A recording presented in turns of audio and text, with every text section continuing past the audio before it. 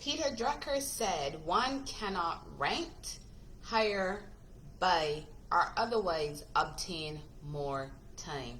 Hi y'all, thanks so much for joining me. In less than 15 minutes, I'll be sharing with you 4 tips that you can use to help you get better at time scheduling and get more done each day so that you can focus on growing your business. Please like and share this video if you get value from it. And if you're listening to this on the replay on the podcast, just drop a heart or a like in there. We really appreciate your support. So Peter Drucker said, again, that we cannot rent, hire, buy, or otherwise obtain more time. That is something that we really need to remember. Because when time has gone, that time is gone. So how we are using our time each day in our businesses to help us to build and grow our businesses can cause a lasting impact, right? The effect is enormous sometimes, because some days you feel like you're getting a lot done, but then you're really not getting much done. Now, are you? But then again, if you're not taking the time to really step back and look at what you've done on a daily basis or even on a weekly or monthly basis, you might not even be realizing that you're not getting much done. But you might be spending a lot of money on things, but you're not really seeing, where that money is going. Oh, and by the way, I'm Dr. P.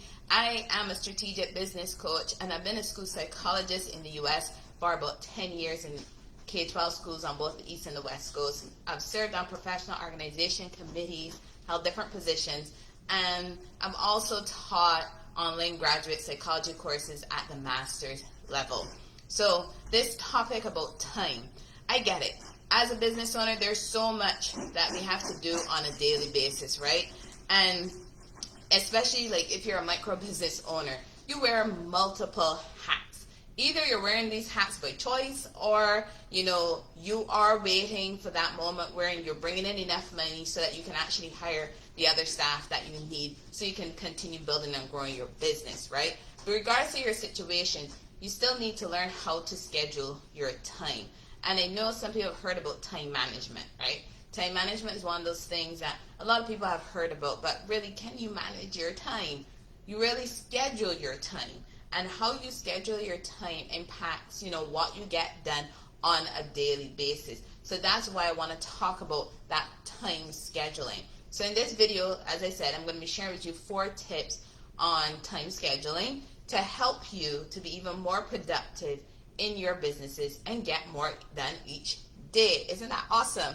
Because again, Peter Drucker had mentioned you cannot rent, hire, buy, or otherwise obtain more time.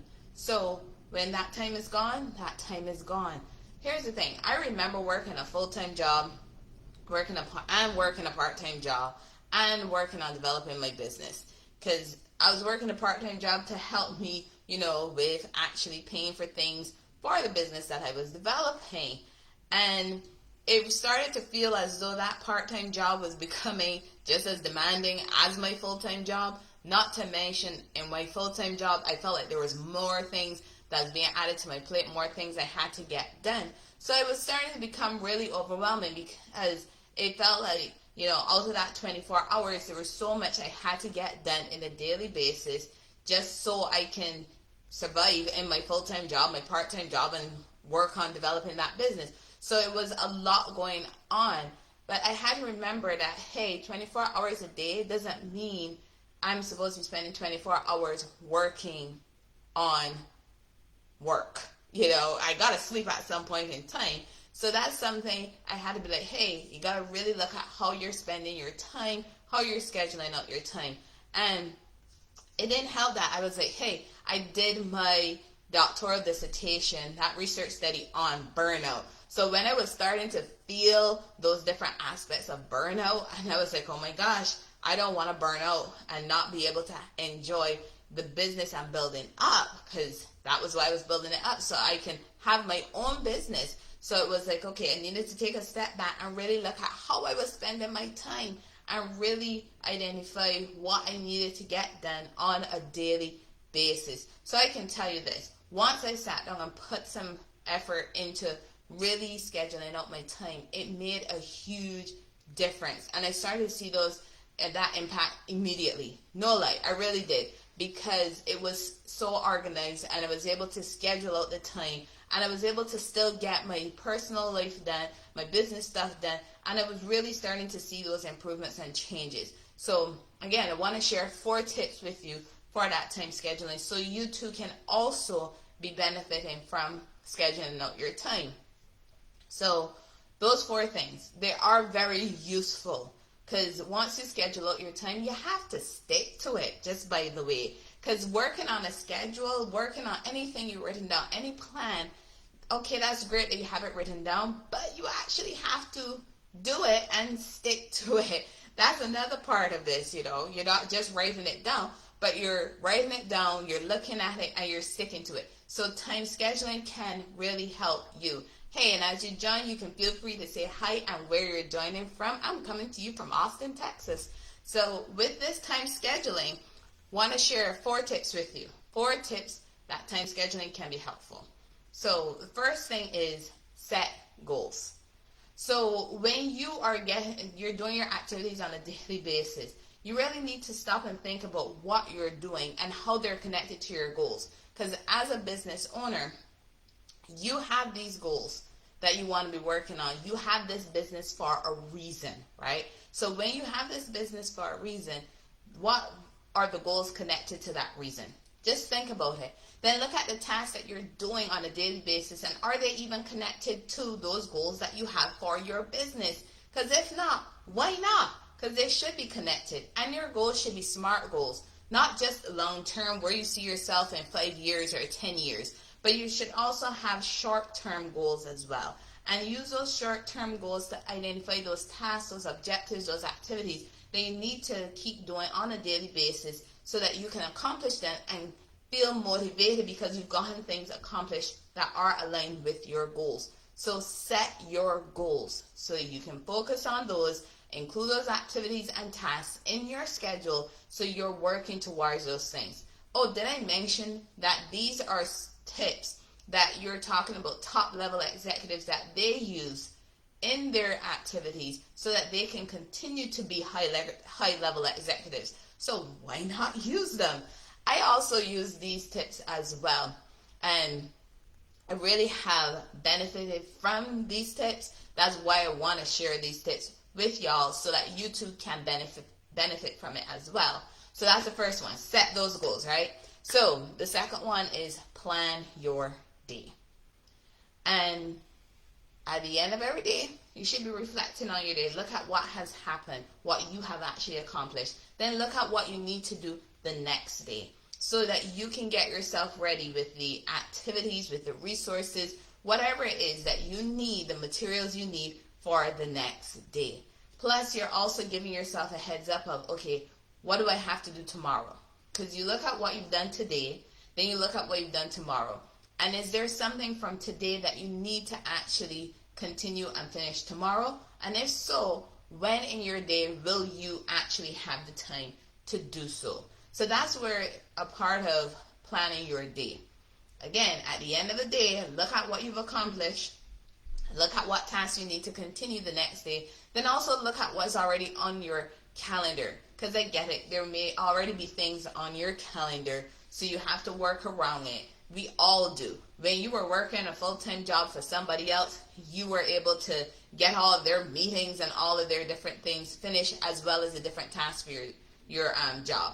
Now that you are a business owner, now that you are an entrepreneur, is the same thing. You're going to have those meetings, but you still need to be able to plan your day around those meetings so that you can still get things done in your day. And by the way, if your plan for the next day includes something, a task or activity that you've never done before, here's a little tip. Time how long it takes you, because you want to make sure that the next time you have to do that task or that activity, that you've actually allocated enough time to complete that task. So just wanted to share that added tip with you. So those are 2 things I've shared so far. The third one is have downtime in your schedule. And I get it. Your calendar can fill up really fast with all of these meetings. And you're probably sitting going, man, I got back-to-back meetings, sessions, trainings, workshops, courses, all of these things, and I'm doing back to back to back to back to back. And it doesn't matter if you're doing this online or if you're doing this face to face, it can become very draining, very exhausting to go from one task to the next, to the next, to the next without stopping. It really can. So this is where putting some downtime into your schedule can become so useful. Because just having those few minutes between your activities, just so you can have some time for yourself, so that you can breathe, for goodness sake, because you might have been going and going all day. Just have that moment. Take a walk. Whatever it is you decide to do, just make sure you give yourself enough time to do so. So if you need 5 or 10 minutes or even 15, you give yourself that time, because you want to wind down from the task or activity you just did and get your mind and your body ready for the next thing that you have to be doing. And especially if what you're coming out of was something that was contentious, or it was something that took a lot out of you and you're feeling a little bit drained, you don't want to go into your next task or activity feeling drained, feeling, carrying that baggage with you from your previous session or meeting into your next one. You don't want to be doing that. Or having a meeting with a prospective partner and that one didn't go well, and you don't want to take that into your next meeting with another prospective partner, right? So give yourself some downtime in between those meetings. So those are 3: the setting goals, planning your day, having your downtime. So the fourth thing for time scheduling, the fourth one, and it's one of my favorites, and I know it's a hard one, and that is the power of saying no. With the power of saying no comes protecting your boundaries. We have boundaries that we need to be protecting. And I know it can be tough to be saying no, because we don't want to be saying no because of this fear of missing out. And I get it. I've been there. I remember working full time and saying yes to almost anyone who was asking for my help, because I had that skill set and they had a problem and I could solve it. So yes, let me go and let me help them out. But then it became to a point where I was spending more time helping other people to be successful in their jobs, and I was now having to find time, take from my personal time to do business so that I could get things done. And that wasn't working out very well for me. Then when I was doing my doctorate, I remember working full time, doing my doctorate, going to school full time, and I had to say no to some opportunities that were some work opportunities for specific trainings, and even opportunities for publications. Why? Because I didn't have the capacity to take on all of those things. So I had to say no and stay focused on those tasks that were associated with getting my doctorate finished, right? Because that's where a lot of my time went, into doing that research for that doctorate.